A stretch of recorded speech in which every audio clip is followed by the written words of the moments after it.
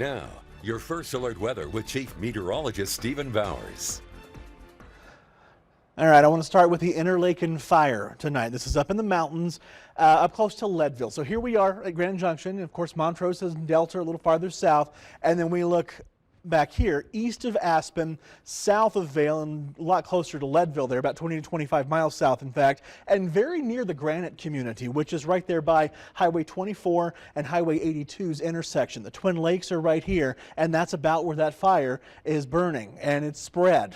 In the last 24 hours, it has increased to just over 400 acres, as Kevin told us a little bit earlier. Now, Leadville, just 20 to 25 miles away, at the airport, they're reporting recent wind gusts of 28 miles per hour. I've seen wind gusts as high as 41 miles per hour this afternoon. And I'll tell you, this valley, I've been up here, I don't know how many times, and it is always gusty through that valley. And of course, near the fire, there's going to be more wind.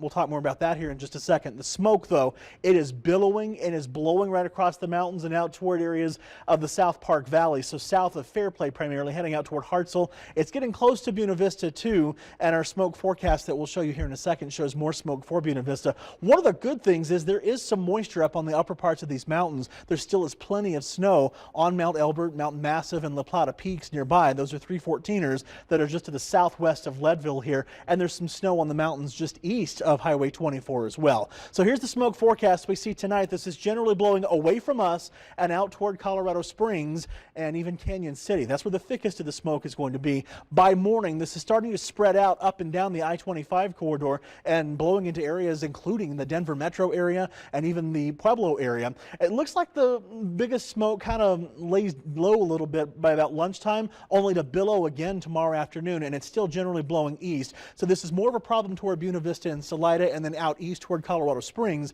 as opposed to heading up toward areas around Leadville. That's just the next 24 hours. Now let's talk about this fire. This is a fire that's growing, and these fires can get awfully hot right in the core of them.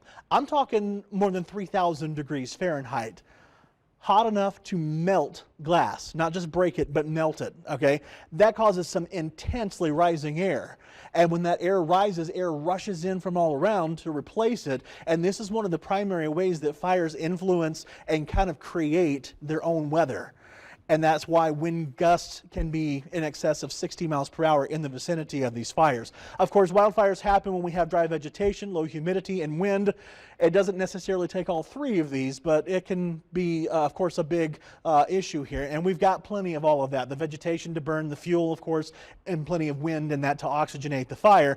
And it very well maybe the lightning strike struck this. We had some thunderstorms in this area a couple of days ago that may have been the cause of this. So back home we go. Today, we hit 102 degrees at Grand Junction's airport. That broke the record for the day. It's also the first time since August the 17th that we've been above 100, but it's also the hottest day since July 28th. And the rest of the valley, well, CMU hit 102. Most areas were right at 99 to 100, or maybe just shy of that, including 95 at Montrose and 97 at Cortez. And we still have some up tomorrow, close to 100. We'll have a chance for some scattered showers and thunderstorms come Friday, and those scattered showers and thunderstorms will help to knock the temperatures down to an average high of 86, and then we're drying out and warming back up through the middle and upper 90s as we go ahead to the weekend. So lows tonight, mostly 60s to 50s in the cool spots. We'll call it 67 around Grand Junction. Tomorrow we're back up in the mid to upper 90s easy, and we can have a couple of spots that get up to as high as 100 to 105 again, well 102 anyway, up around the Grand Valley. So again, there's that chance for rain we talked about. Scattered showers and storms on Friday. That's going to leave some areas dry. Those areas that are drier are going to be a little bit warmer. The areas that get a good drenching are going to be a little bit cooler. And then we're warming through the middle and upper 90s in the Grand Valley over the weekend, through the upper 80s and lower 90s around Montrose. And then we'll keep the warming going generally through the 80s and 90s throughout the first half of next week. And throughout that first half of next week, it looks like we're going to stay dry.